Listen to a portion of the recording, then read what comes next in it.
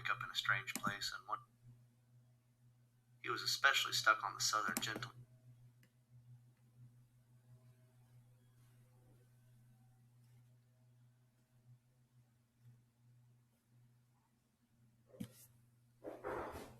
I was warm and sleepy.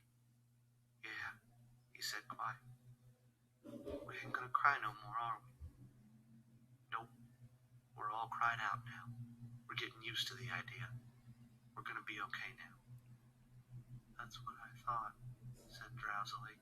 Then for the first time since Dally and I had sat down beside those girls at the nightly double, I relaxed.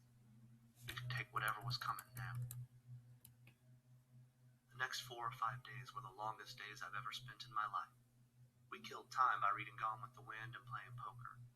Johnny sure did like that book, although he didn't know anything about the Civil War, and even less about plantations, and I had to explain a lot of it to him. It amazed me how Johnny could get more meaning out of some of the stuff in there than I could. I was supposed to be the deep one. Johnny had failed a year in school and never made good grades. He couldn't grasp anything that was shoved at him too fast, and I guess his teachers thought he was just plain dumb. But he wasn't. He was just a little slow to get things, and he liked to explore things once he did get them. He was especially stuck on the Southern gentlemen, impressed with their manners and charm. I bet they were cool old guys, he said, his eyes glowing, after I had read the part about them riding into sure death because they were gallant. They remind me of Dally. Dally? I said, startled. Shoot, he ain't got any more manners than I do. And you saw how he treated those girls the other night.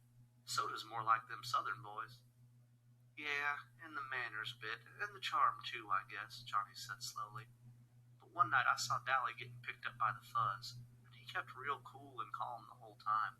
They was getting him for breaking out the windows in the school building, and it was Two-Bit who did that, and Dally knew it, but he just took the sentence without batting an eye or even denying it.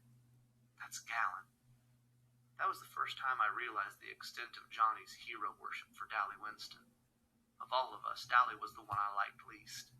He didn't have Soda's understanding, or Dash, or Two-Bit's humor, or even Derry's Superman qualities. But I realized that these three appealed to me because they were like the heroes in the novels I read. Dally was real. I liked my books and clouds and sunsets. Dally was so real he scared me. Johnny and I never went to the front of the church. You could see the front from the road, and sometimes farm kids rode their horses by on their way to the store. So we stayed in the very back, usually sitting on the steps and looking across the valley. We could see for miles, see the ribbon of highway and the small dots that were houses and cars. We couldn't watch the sunset since the back faced east, but I loved to look at the colors of the fields and the soft shadings of the horizon. One morning I woke up earlier than usual. Johnny and I slept huddled together for warmth. Dally had been right when he said it would get cold where we were going. Being careful not to wake Johnny up, I went to sit on the steps and smoke a cigarette. The dawn was coming then. All the lower valley was covered with mist, and sometimes little pieces of it broke off and floated away in small clouds. The sky was lighter in the east, and the horizon was a thin golden line. The clouds changed from gray to pink, and the mist was touched with gold. There was a silent moment when everything held its breath, and then the sun rose. It was beautiful. Golly, Johnny's voice beside me made me jump. That sure was pretty. Yeah, I sighed, wishing I had some paint to do a picture with it while the sight was still fresh in my mind. The mist was what was pretty, Johnny said. All gold and silver. I said, trying to blow a smoke ring. Too bad it couldn't stay like that all the time. Nothing gold can stay. I was remembering a poem I'd read once. What? Nature's first green is gold, her hardest hue to hold. Her early leaf's a flower, but only so an hour. Then leaf subsides to leaf, so Eden sank to grief. So dawn goes down today, nothing gold can stay. Johnny was staring at me. Where'd you learn that? That was what I meant. Robert Frost wrote it. He meant more to it than I'm getting, though. I was trying to find the meaning the poet had in mind, but it eluded me. I always remembered it because I never quite got what he meant by it. You know, Johnny said slowly, I never noticed colors and clouds and stuff until you kept reminding me about them. It seems like they were never there before. He thought for a minute. You're family sure is funny." "And what happens to be so funny about it?" I asked stiffly. Johnny looked at me quickly. "I didn't mean nothing. I meant, well, Soda kind of looks like your mother did, but he acts just exactly like your father. Derry is the spitting image of your father, but he ain't wild and laughing all the time like you was. He acts like your mother, and you don't act like either one." "I know," I said. "Well," I said, thinking this over, "you ain't like any of the gang. I mean, I couldn't tell Two-Bit or Steve or even Derry about the sunrise and clouds and stuff. I couldn't even remember that poem around them. I mean, they just don't dig. Just you and Soda Pop, and maybe Cherry Valance." Johnny shrugged. "Yeah," he said with a sigh. "Guess we're different." "Shoot," I said, blowing a perfect smoke ring. "Maybe they are." By the 5th day, I was so tired of bologna I nearly got sick every time I looked at it. We'd eaten all of our candy bars in the first 2 days. I was dying for a Pepsi. I'm what you might call a Pepsi addict. I drink them like a fiend, and going for 5 days without one was about to kill me. Johnny promised to get some if we ran out of supplies and had to get some more, but that didn't help me right then. I was smoking a lot more there than I usually did, I guess because it was something to do, although Johnny warned me that I would get sick smoking so much. We were careful with our cigarettes. If that old church ever caught fire, there'd be no stopping.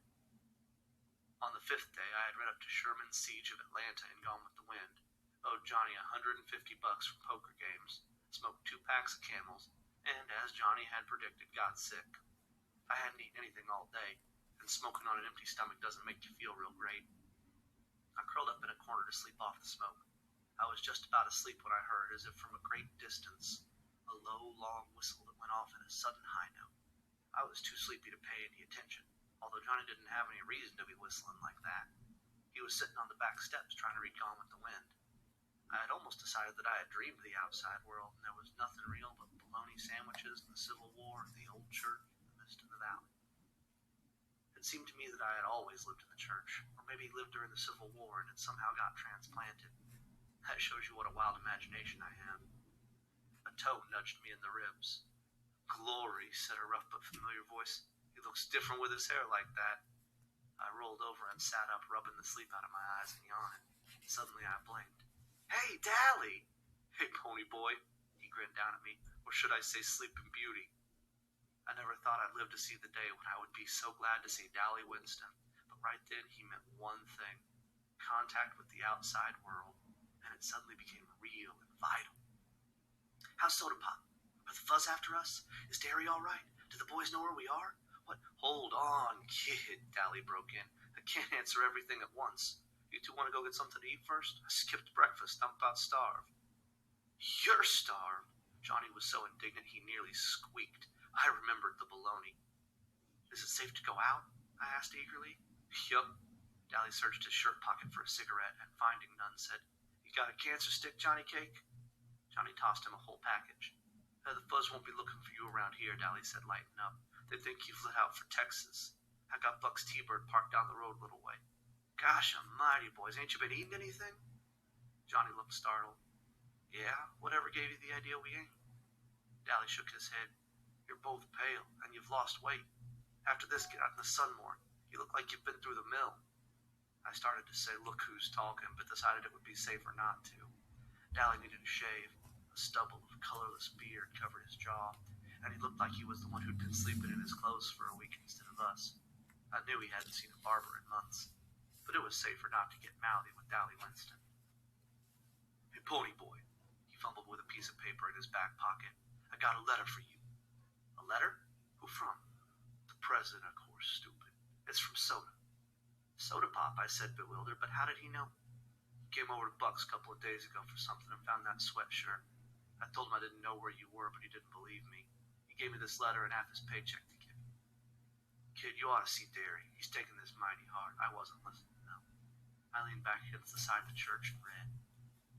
"Pony boy, well, I guess you got into some trouble, huh? Derry and me nearly went nuts when you ran out like that. Derry's awful sorry he hit you. You know he didn't mean it. And then you and Johnny turned up missing, and what with that dead kid in the park, Dally getting hauled into the station, well, it scared us something awful.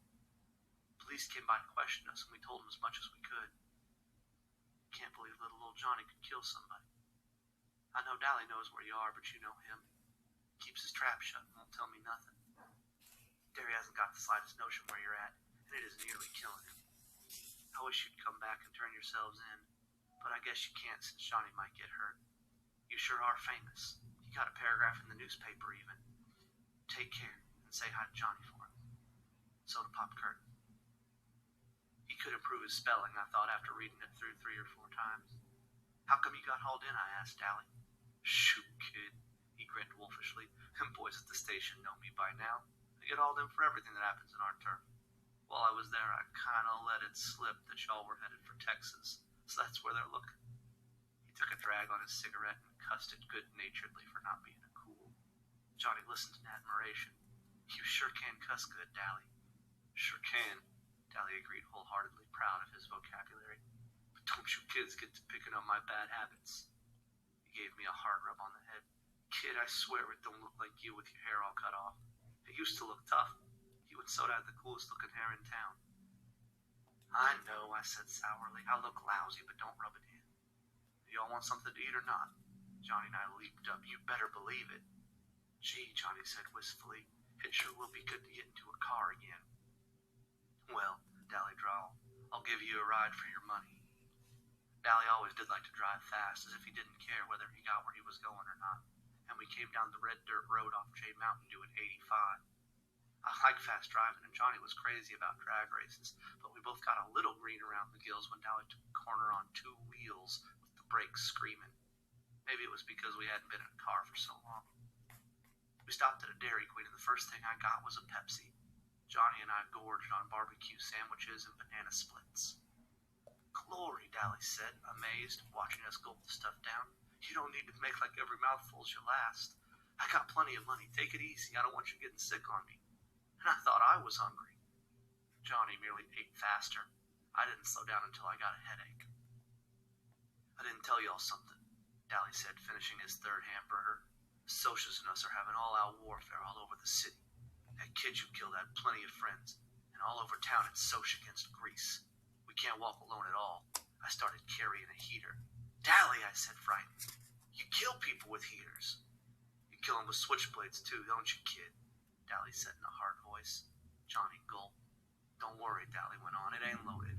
I ain't aiming to get picked up for murder, but it sure does help a bluff. Tim Shepard's gang and our outfit are having it out with the Socials tomorrow night at the vacant lot. We got hold of the president of one of their social clubs and had a war council. Yeah, Dally sighed, and I knew he was remembering New York, just like the good old days. If they win, things go on as usual. If we do, they stay out of our territory, but good. Two-Bit got jumped a few days ago. Derry came along in time, but he wasn't having too much trouble. Two-Bit's a good fighter. Hey, I didn't tell you we got us a spy. A spy? Johnny looked up from his banana split. Who? That good-looking broad I tried to pick up the night you killed the Soch. The redhead. Cherry what's-her-name.